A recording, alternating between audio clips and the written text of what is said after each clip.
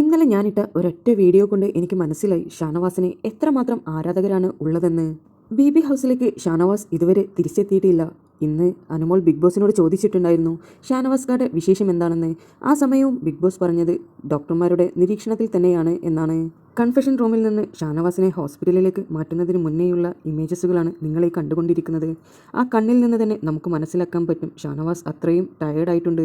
ഷാനവാസിന് ഹൃദയ സംബന്ധമായ പ്രശ്നങ്ങളുള്ളതുകൊണ്ട് തന്നെ ഷാനവാസ് ടാസ്കുകളെല്ലാം കളിക്കുമ്പോൾ വളരെ കെയർ ചെയ്തിട്ടായിരുന്നു കളിച്ചുകൊണ്ടിരുന്നത്. ഇന്നലെ നെവിനുമായി ഉണ്ടായിരുന്ന വാക്കേറ്റത്തിന് ശേഷമായിരുന്നു ഷാനവാസ് വയ്യാതെയായിരുന്നത്. പല ആളുകളും നെവിനെ വിമർശിച്ചും സപ്പോർട്ട് ചെയ്തുകൊണ്ടും സംസാരിക്കുന്നവരുണ്ട്. എല്ലാവരും ചോദിക്കുന്നത് ആ ഒരു കാലി പാലിൻ്റെ പാക്കറ്റ് വീഴുമ്പോഴേക്ക് ഒരാൾക്ക് വേദനയെല്ലാം വരുമോ എന്നായിരുന്നു.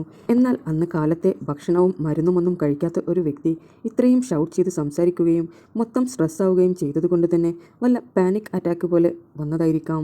നെവിൻ ആ പാക്കറ്റ് എറിഞ്ഞ ഉടനെ തന്നെ ഷാനവാസ് ഒരു ഇരിപ്പായിരുന്നു.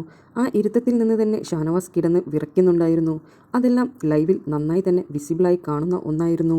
നെവിൻ്റെ ഈ ഒരൊറ്റ പ്രവൃത്തി കൊണ്ട് ഇപ്പോൾ ചേരി തിരിഞ്ഞ പോലെയാണ് ബി ഹൗസ് ഇപ്പോൾ നടന്നുകൊണ്ടിരിക്കുന്നത്. പട്ട ഗേൾസും ഹൗസ് ക്യാപ്റ്റൻസും തമ്മിൽ അടിയോടടിയാണ് ഈ നിമിഷം വരെയും നടന്നുകൊണ്ടിരിക്കുന്നത്. ഷാനവാസ് എത്രയും പെട്ടെന്ന് സുഖം പ്രാപിച്ച് ഹൗസിലേക്ക് വരണമെന്ന് ആത്മാർത്ഥമായി ആഗ്രഹിക്കുന്നു. ഇത്തവണത്തെ നോമിനേഷനിൽ ഷാനവാസ് ഇല്ലാത്തത് കൊണ്ട് തന്നെ 1-2 ദിവസത്തിനുള്ളിൽ ഷാനവാസ് വീട്ടിനുള്ളിലേക്ക് കയറുവാൻ സാധ്യതയുണ്ടെന്നാണ് ന്യൂസ് റിപ്പോർട്ടുകളെല്ലാം പറയുന്നത്.